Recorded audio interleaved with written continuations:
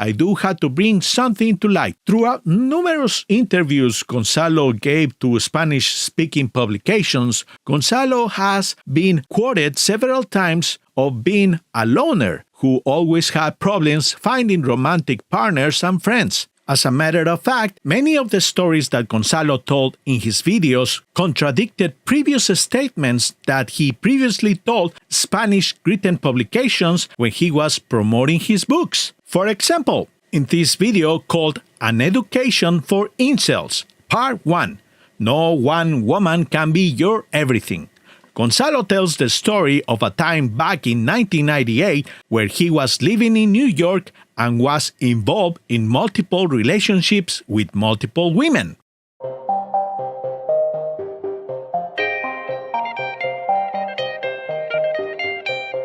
One of the problems of incels, it seems to me, as an outside observer, is that involuntary celibates have this bizarre fantasy that one woman can satisfy all of their needs. That there is this one woman who will be their everything. I'm here to tell you, there is no such person, not for any man.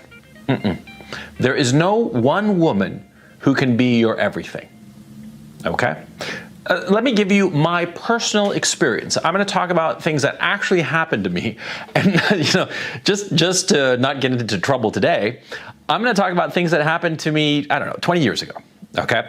In 1998, I was living in New York City. I had a place in Lower Manhattan, nice loft, and I was dating a girl called S. She was some kind of woman. She was tall, like I like them. She worked in like sort of like a corporate environment, 5'9", 5'10", something like that. An up-and-comer, you know, and she had a body that had been like made by hand. She was what, at the time, she must have been, it was just like, oof, 28, 29, something like that. And she had a place in the Upper East Side, and I forget, 27. So she worked like the financial legal area. An incredible body, and she was very successful. Now, she was my official girlfriend, right? And I would go with her to parties, and she was the girlfriend, and I was the boyfriend. You know, I was the successful novelist boyfriend, right? And she was this successful go-getting girl, and so I'd go with her to dinner parties that she'd have with her bosses and stuff, and you know, these like social events. Okay? And at the same time, it pains me to admit it, but even though S was just very, very hot, I was also seeing a girl called, let's call her L. One of the best fucks I've ever had in my life. Now, L was not my type at all. She was this petite little redhead and just this tight little body. 5'1", 5'2", I mean, really just short. She wasn't trashy per se, but she was kind of white trash. I mean, she was just, oh, unbelievable. You know, having sex with S was all right, you know, a little bit of a chore sometimes. With L, that was just, it was just incredible. It was just fantastic sex. Best sex of my life, no question. The sex with S was sort of like a chore, and it was not a very pleasant chore, to tell you the truth. And I suspect that had it not been for L, I would have broken up with S a lot sooner. But L was just, you know, she just gobbled me up, right? Oh man, I shouldn't have used that terminology. But anyway, there was S, who was my official girlfriend, and L, who was my side piece. And at the same time, there was S, but actually, I'll have to change her name. The third woman, her name was F. Let's call her F. Okay, just to keep them straight, because I just suddenly realized that they had the same first initial. But F, this third girl I was seeing, she was the girl I talked to. I talked to her about books, about current events. She was the girl I would talk about things that were going on in the news. Because S, my official girlfriend, she just wasn't interested in that, or she was interested in like gossip insofar as her business was concerned, but she had a fairly curtailed set of interests. I mean, she was a great girlfriend, but she wasn't intellectually stimulating, to tell you the truth, and that's why I had F. F stimulated me intellectually. I mean, I could talk to her about anything. About my favorite band, Rush, of course. I could talk to her about movies, and we'd have like long discussions about movies, about books, about culture. We'd go together to the museum. You know, I love going to museums, right? And S, the official girlfriend, hated going to museums.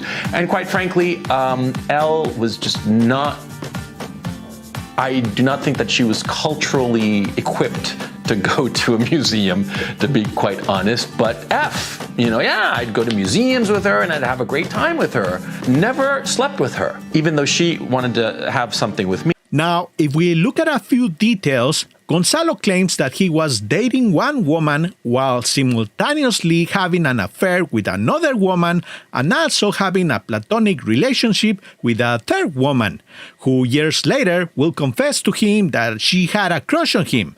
All of this happened in 1998 while he was living in New York. Well, as I previously mentioned, Gonzalo told numerous publications that he had problems finding romantic relationships. And to prove my point, in a particular interview, one of many, he told the reporter in 1998 that he was currently living in Los Angeles at the time, and that he was spending most of his time locked up writing his second novel, as he was contractually obligated to have it published by 1999.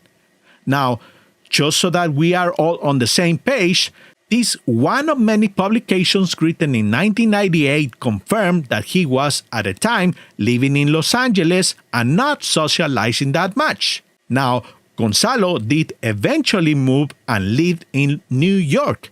And if we give the benefit of the doubt and just say that he was confusing the dates, well, there are a few other publications published after 2002 when Gonzalo moved back from New York to Santiago de Chile, where he tells of how much he prefers living in Chile because in America, life for him was all about consumerism because he lacked the human connection.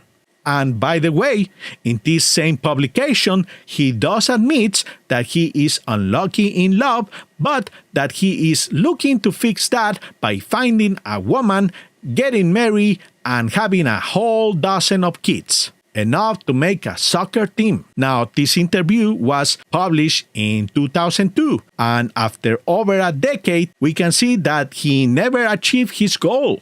And the one marriage that he managed to land didn't lasted long because Gonzalo suffers from some serious social problems. And